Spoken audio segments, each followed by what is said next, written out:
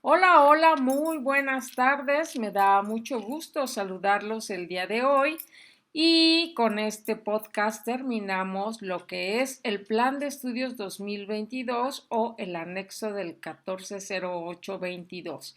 Con esta partecita que es muy importante, la parte 2, que es la estructura curricular, vamos a hablar precisamente de la importancia del perfil de egreso, los ejes articuladores, los campos de formación. Bien, entonces sin preámbulos vamos a dar inicio. Les doy la más cordial bienvenida a este canal. Para quienes no me conocen, mi nombre es Minerva Soberanes Cruz y SOPTEAM es un canal dedicado a la educación. Bien, vamos a hablar precisamente de lo que es la estructura curricular, que es fundamental y que inicia en el punto 6 de este plan, donde nos habla de que la comunidad es el núcleo integrador de los procesos de enseñanza-aprendizaje. Precisamente en el Consejo Técnico Escolar pasado, el que tuvimos en el mes de marzo, tuvimos estos tres párrafos fundamentales que nos dicen por qué es la comunidad nuestro centro. Nuestro centro de que es la comunidad tiene tres razones. La primera, porque la escuela no es un espacio aislado de la comunidad. De hecho, tiene su razón de ser en relación con la vida de las personas que habitan y que van a la escuela y que vienen de esa comunidad precisamente, sus lenguas, sus costumbres, sus hábitos, sus identidades. Y esa es la primera razón por la que la escuela es la comunidad. La segunda razón es que los conocimientos y saberes que aprenden los estudiantes, las habilidades, procedimientos, técnicas, valores y las relaciones que construyen en nuestra escuela se integran a la vida cotidiana de los niños. Acuérdense, hemos hablado de John Dewey, el aprendizaje situado, de que todo lo que hace la escuela tiene su razón de ser en la vida de nuestros estudiantes. Tenemos que regresar a ese vínculo fundamental. Y la tercera razón es porque la escuela debe considerar ese contexto, esos saberes socialmente construidos para integrarlos en el proceso de enseñanza-aprendizaje y de esa manera los niños encuentren una relación entre lo que ven en la escuela y lo que viven en sus vidas. Decía Paulo Freire, ¿por qué no establecer una intimidad necesaria entre los saberes curriculares que ven en la escuela y la experiencia social que ellos tienen como individuos? Estos tres párrafos estuvieron en el libro de orientaciones para el Consejo Técnico Escolar de marzo. Bien, entonces nos dice, bueno, entonces el aprendizaje es una experiencia formativa, por lo tanto, nos dice estos contenidos que vamos a hablar en las disciplinas se relacionan con ejes de articulación que vinculan el saber y el conocimiento con situaciones de la realidad y se organizan en campos formativos. Por lo tanto, necesitamos que cada niña, niño y adolescente haga de sus representaciones de la realidad a través de sus acciones, estrategias, diálogos, materiales y herramientas que tienen un sentido histórico y social. Por eso este plan retoma mucho a Vygotsky, porque habla del entorno sociocultural y es entender que estamos viviendo en una historia. Tanto alumnos como docentes, como cada uno de nosotros, somos seres que somos parte de una historia que está en constante movimiento. Eso lo retoma y ahí nos dice, bueno, pues entonces la didáctica tiene que organizar esta interacción entre el conjunto de documentos, relatos, temas, testimonios, etcétera, a la vida real. El aprendizaje significativo, ojo con esto, lo dice el plan de estudios, el aprendizaje verdaderamente significativo se realiza cuando nuestros estudiantes perciben información de su mundo inmediato y que se puede aplicar en su proyecto de vida, en lo que él está viviendo en su vida cotidiana.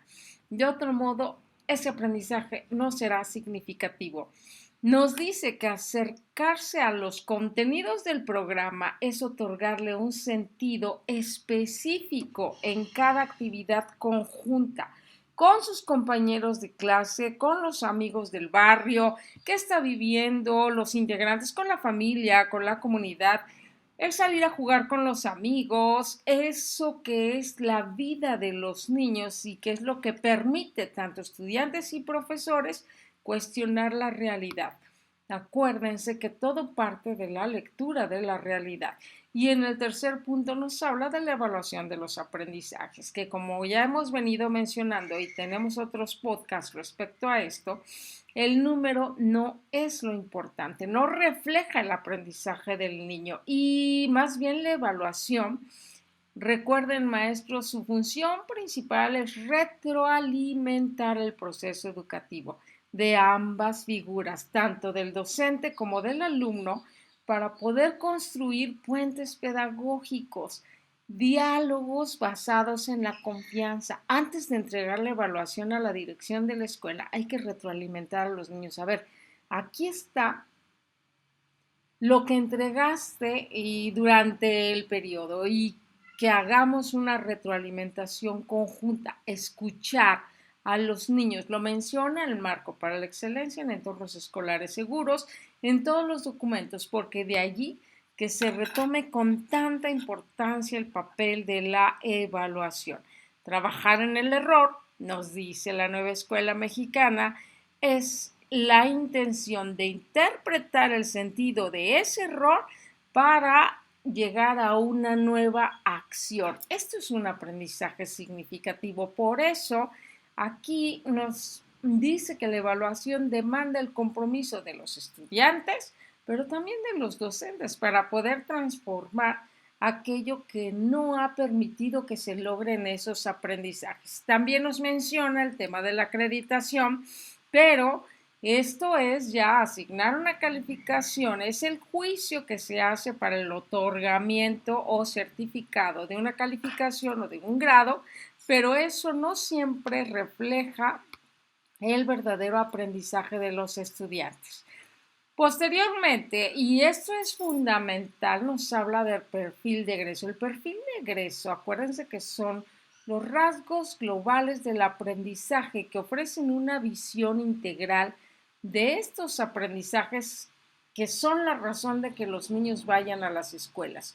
Son ese conjunto de cualidades y saberes que le permitan al alumno vivir sus vidas a lo largo de todo su trayecto y por eso vamos a juntar aquí ejes articuladores, conocimientos, actitudes, valores y saberes. Ojo, maestros, cuando tuvimos el plan de estudios 2011, las competencias nos hablaban de conocimientos, habilidades y actitudes. Los aprendizajes clave agregaron conocimientos, prácticas, habilidades, actitudes y valores. Se agregaron prácticas y valores. Sin embargo, con este plan 2022, la nueva escuela mexicana agrega los saberes. Seguimos teniendo conocimientos, actitudes, valores, habilidades, pero se agregan los saberes que son los que viven nuestros alumnos en sus contextos, sus tradiciones, sus costumbres. Hay 10 rasgos del perfil de egreso. A mí me gustaría, antes de hablar de los rasgos del perfil de egreso, un párrafo que nos dice el programa que me parece fundamental, perdón, el plan de estudios, donde nos dice que al desarrollar sus capacidades y afianzar su autonomía, no lo pierdan de vista porque en esto es muy contundente el plan de estudios, que valoren su vida, su cuerpo, su identidad, reconozcan la importancia de la comunidad. Todas estas finalidades en cada nivel educativo deben dirigirse precisamente a que se logre lo que se conoce como perfil de egreso. Deben ser, en su primer rasgo, ciudadanos que tienen derecho a una vida digna, que van a vivir con bienestar y buen trato y con ello, en un marco de libertades y responsabilidades, van a ser parte de su comunidad. Este es el primer rasgo, es fundamental porque retoma los temas del plan de estudio. Viven, reconocen y valoran la diversidad. No lo pierdan de vista. De aquí viene mucho hablar de la interculturalidad. Valoran la diversidad y que caracteriza a la nación mexicana, que es muy rica. Somos gentes diferentes con características diferentes. Reconocen que son mujeres y hombres y que son personas que gozan de los mismos derechos, con capacidad de decisión para vivir una vida digna, libre de violencia y discriminación. En el rasgo cuarto nos va a recordar que deben autovalorarse, valorar sus potencialidades cognitivas, físicas y afectivas para poder desarrollarse en sus entornos. El quinto rasgo nos habla de desarrollar una forma de pensar para analizar y hacer juicios argumentados sobre su realidad y oponerse a cualquier tipo de injusticia. Son más largos, pero aquí, como saben, pues estamos viéndolos un poquito resumidos por los tiempos. Es muy importante esto, se perciben a sí mismas y a sí mismos como parte de la naturaleza. Por eso son conscientes del ciclo de vida, entienden su medio ambiente y saben que son parte de esta trama que incluye su alimentación, su salud mental, sexual, reproductiva, sustentable, compatible con el entorno que le rodea. El 7 nos habla de que nuestros niños, al egresar de la educación, van a interpretar fenómenos, hechos y situaciones históricas. Muy importante, indagan, investigan para explicarlos en base de razonamientos y plantean y resuelven problemas complejos considerando sus contextos. El 8 nos habla de que interactúan en procesos de diálogo con respeto, aprecio a la diversidad, nuevamente la diversidad. Son capaces de aprender a su ritmo, no lo pierdan de vista, y respetar a los demás. Es un poquito más largo, repito, pero en síntesis esa es la parte más importante. Nuestros niños van a intercambiar ideas, cosmovisiones, perspectivas en diferentes lenguajes, respetan las ideas propias, las de los otros y dominan habilidades de comunicación básica en su lengua y en una segunda lengua también. El rasgo 10 nos habla de que desarrollan el pensamiento crítico. Esto quiere decir que examinan críticamente sus propias ideas, pero también el punto de vista de los demás como elementos para proponer transformaciones en su comunidad desde una perspectiva solidaria. No lo pierdan de vista. La empatía, la solidaridad y los valores acompañan al perfil de egreso de este modelo. Cuando hablamos de la organización curricular, que ya está en el tema 8, vamos a hablar precisamente de estos niveles de desagregación. En primer lugar está el perfil de egreso por lógica, porque eso es lo que queremos formar. ¿Qué vamos a formar? Ciudadanos que sepan vivir con bienestar, que respeten la dignidad, que respeten la diversidad, que analicen críticamente, que tengan un pensamiento crítico y que puedan transformar su realidad. Todo eso está establecido en el perfil de egreso y es nuestra guía. En segundo lugar, están los ejes articuladores y se dividen campos formativos por fases y estamos hablando que a partir de allí vienen los programas sintéticos.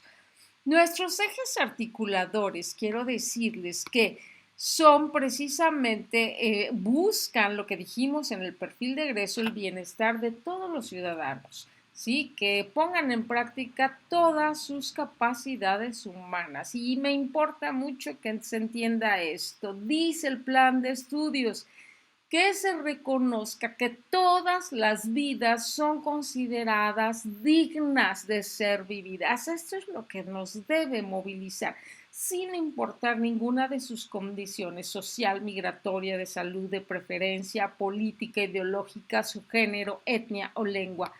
Fíjense bien. Creo que si tenemos esto claro, cada uno de nuestros niños tiene una vida que es digna de ser vivida. Por eso Aquí nos va a hablar de 7 ejes articuladores que ya hemos venido integrando en nuestros programas. ¿Y qué son los ejes articuladores? Son puntos de encuentro entre la didáctica que de por sí manejamos los docentes con el saber de la vida cotidiana de los estudiantes. Aprendizaje situado, maestros, lo que viven, lo que aprenden nuestros niños, nosotros vamos a unir, entrelazar, a vincular lo que dice el plan de estudios, el programa de estudios sintético y nuestro programa analítico con lo que viven los niños en su vida cotidiana. Esto es muy claro en las lecturas del libro Sin recetas para el docente, porque vamos de esa manera a otorgar un significado personal, significativo a lo que están viviendo nuestros alumnos. Y entonces, ejes articuladores, como ustedes saben, el primero es la inclusión. La inclusión, maestros, no olviden, artículo 7, Ley General de Educación, dice que es donde el docente, para hacer realmente inclusiva la educación, considera necesidades, características, ritmos y estilos de aprendizaje de nuestros niños. Debe hacerse a un nivel epistemológico porque los maestros tenemos que entender esto, cómo conoce el que conoce en su vida cotidiana. ¿Sí? Por eso dice que es a nivel epistemológico, que se derive de un pensamiento crítico. La propuesta curricular es un esfuerzo por garantizar el derecho efectivo a la educación, que ya mencionamos mucho en los podcasts anteriores, con énfasis de atender la diversidad. Cada uno tiene características diferentes y todos son dignos de ser respetados. Que sean conscientes nos dice que si falta uno en la clase, por cualquier característica, entonces no están todos incluidos. Maestros, cuando nos falta un niño en clase, hay que ver qué pasó. Eso es lo que nos dice el eje articulador de la inclusión. Solamente de esa manera vamos a contribuir en educación de calidad y equitativa. La interculturalidad, el pensamiento crítico nos habla de la recuperación del otro desde la diversidad. En todos los ejes articuladores se menciona la otredad. El verme a mí sin perder de vista que puedo ver al otro porque yo también soy otro para él. Es ver al otro desde la diversidad, que merece ser respetada y digna de ser vivida. Por eso el pensamiento crítico es esa capacidad que desarrollan los niños para oponerse a la injusticia. Esto es lo que nos maneja el eje articulador y de esa manera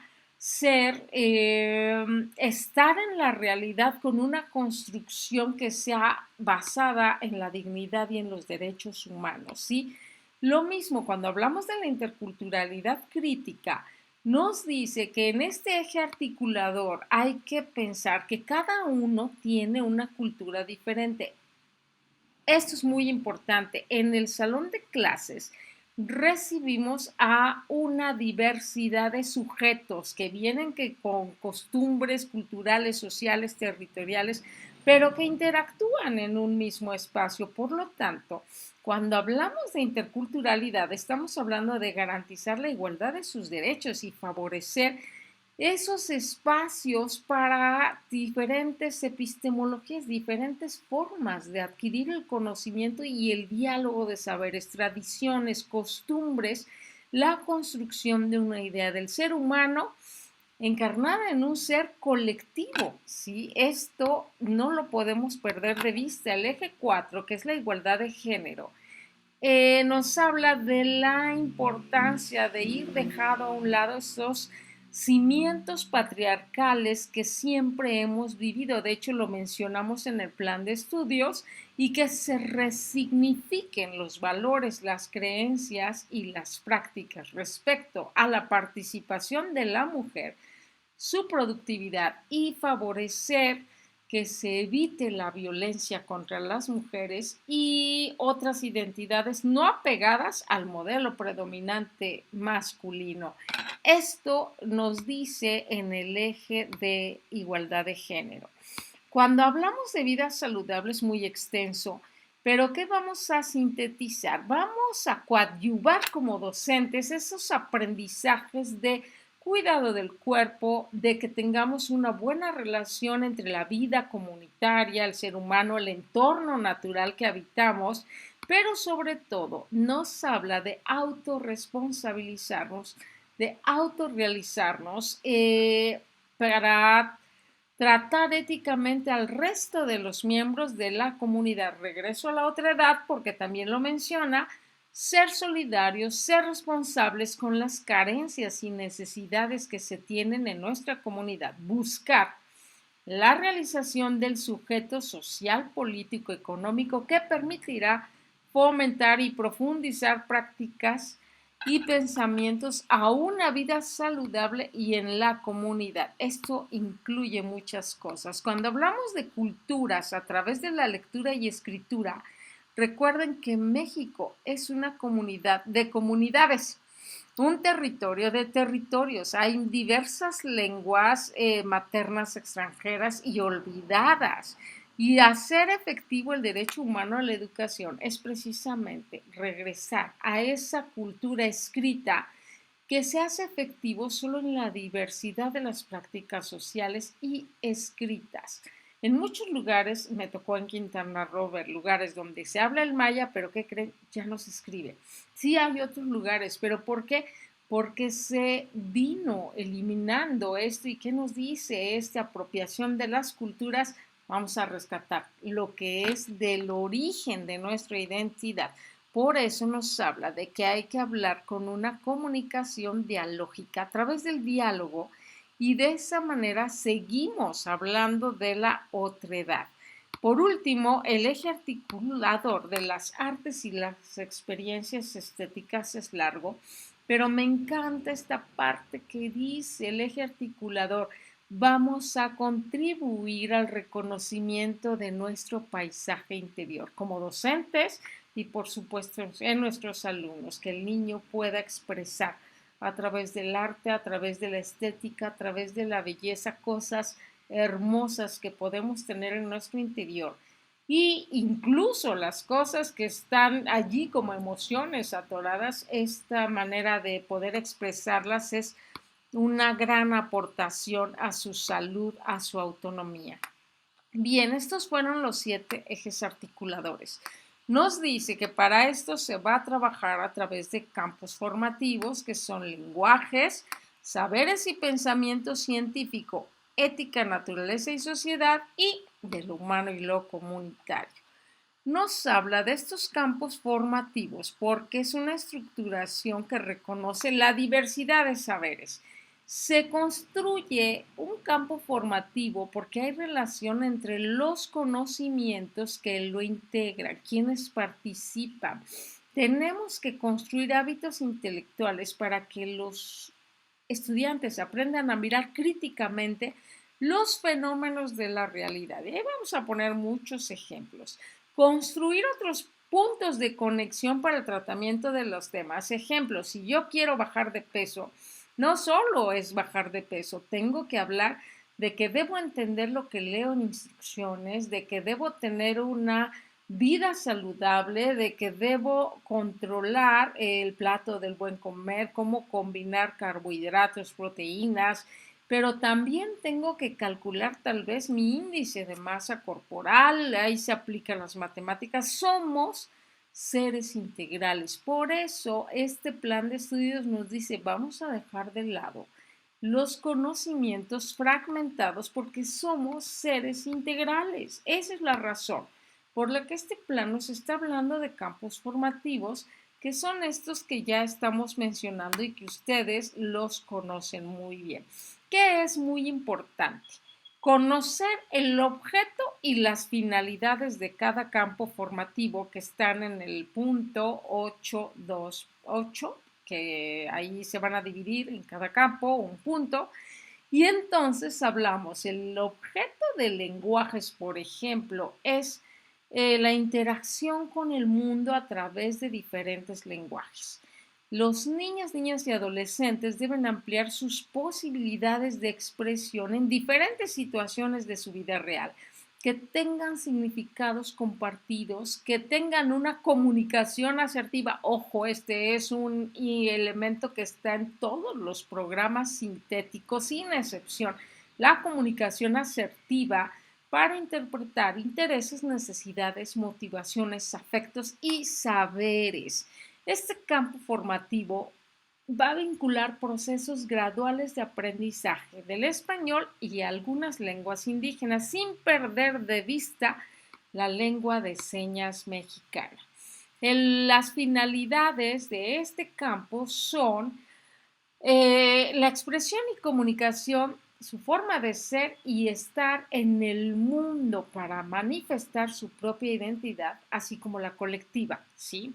Reconocen, valoran la diversidad, tienen una apropiación progresiva de la escritura, bueno, de a través de la oralidad, escucha, lectura, escritura, percepción, composición, su estar en ese mundo, producciones, oralidades para saber cómo debe estar en el mundo, una experimentación creativa, lo que decíamos de las artes, porque es parte de este campo formativo y establecer vínculos afectivos, que tenga muchas herramientas para diversificar sus maneras de aprendizaje. Esas son las finalidades del campo. En el campo formativo, saberes y pensamiento científico, el objeto, ojo, esto sí es algo que tenemos que conocer para el examen, el objeto es la comprensión y explicación de los fenómenos y procesos naturales, pero también los diversos saberes y su relación con lo social. Es la necesidad de que esta enseñanza científica forme a los estudiantes para analizar distintas concepciones del mundo y aprenda a tomar decisiones, ¿sí? Sobre cómo va a resolver cada problema teniendo en cuenta todo lo que le rodea. Por eso es precisamente eh, conocer todo este bagaje que le rodea. ¿Cuáles son sus finalidades? La comprensión para explicar procesos, reconocer diferentes métodos para construir conocimientos, tomar decisiones libres, responsables, conscientes, la práctica de relaciones sociales igualitarias e interculturales, respetando con convivencia armónica lo diferente, el acercamiento a los conocimientos científicos y tecnológicos y la apropiación del uso del lenguaje científico y técnico, parte de la comunicación oral, escrita, gráfica y digital. Por eso no podemos ver segmentada la educación, porque todo es parte de algo. El campo formativo de ética, naturaleza y sociedades se orienta a que las niñas, niñas y adolescentes se expliquen la relación social con su entorno, que describan, analicen, interpreten las diferentes formas de observación y registro, cómo adquiero el conocimiento de allá afuera. Este campo enfatiza el reconocimiento a la dignidad y a los derechos de todas las personas, que se responsabilicen sobre el impacto de sus acciones, ojo maestros, en todos los ámbitos personal, social, natural y que contribuyan al bienestar común. Las finalidades de este campo son el sentido de pertenencia, que hemos mencionado mucho desde el plan, reconocimiento de la diversidad de sociedades, convicciones con principios éticos, valores democráticos, respeto y protección a los derechos humanos, una responsabilidad en el cuidado y conservación de la naturaleza, ven, están entrelazados, no son diferentes. Desarrollo de la conciencia histórica y geográfica, y en el caso particular en secundaria tenemos las asignaturas de geografía, historia y formación cívica y ética. Fíjense bien, en el último campo de lo humano y lo comunitario, no menos importante, sino tal vez más importante, su objeto de aprendizaje son las experiencias cognitivas, motrices, socioafectivas y creativas. Esto permite que el alumno construya su propia identidad, su sentido de pertenencia, entender que somos interdependientes, que existe una conexión emocional y un compromiso ético para poder ser quienes en realidad somos. Este campo utiliza el análisis de situaciones reales para enriquecer esa reciprocidad, la ayuda, el diálogo, valorar la diversidad, generar empatía, conciencia de que sus acciones tienen una repercusión. ¿Cuáles son sus finalidades? Que construyan su identidad, que conciban su sexualidad de manera pues de manera de diferente, que es una consecuencia de diferentes maneras de pensar, representaciones, etcétera, pero que desarrollen sus potencialidades, todas afectivas, motrices, creativas, reconocer, valorar, respetar a otras personas, que fortalezcan sus capacidades perceptivas, socio y físico-motrices, que reflexionen y comprendan su vida emocional y afectiva, que promuevan esos ambientes de convivencia tan indispensables en la escuela. De otro modo, no vamos a eliminar el acoso escolar, que experimenten la importancia de cuidar, mejorar y preservar la salud y que tomen decisiones orientadas a modificar comportamientos que violenten su integridad de ellos mismos y también la de otras personas. En síntesis, maestros, todo esto se va a sentar en los programas de estudio, que es precisamente estos programas sintéticos, y a partir de ahora vamos a generar con esto los programas analíticos. Esto es fundamental de lo que nos habla precisamente este plan de estudios. Con esto vamos a terminar. Este esquema nos habla de cómo la autoridad emitió el plan de estudios. Recuerden que esto salió en 2022 y los programas sintéticos finales en el 2023. Aquí nos dice cómo se emitieron estos programas de estudio. Hubo un proceso de apropiación, articulación y contextualización que procede a entender estos contenidos nacionales y que se asientan en los programas analíticos de las escuelas, donde existe el codiseño de los docentes, atendiendo al contexto, a las características de nuestras comunidades y que aterriza en un cuarto plano, que ya es la planeación didáctica del docente, que como ya dije es el vínculo entre lo que viven los niños y lo que nosotros hacemos a partir de la didáctica. Todo esto dividido en las fases que ustedes ya conocen, que están descritas en esta diapositiva y están determinadas en los siguientes grados que se describen aquí. Y con esto, maestros, terminamos lo que es la organización curricular de nuestro plan de estudios. Con esto les agradezco mucho su atención. Sé que ha sido un poco largo, pero con esto ya tenemos conformado todo lo que es el análisis del plan de estudios. Les agradezco su atención y nos saludamos en un próximo podcast que les voy a ofrecer sobre el acuerdo 14-12-23, que es fundamental para el examen y los procesos que estamos enfrentando en este momento. Cuídense mucho, nos vemos en el siguiente podcast. Saludos.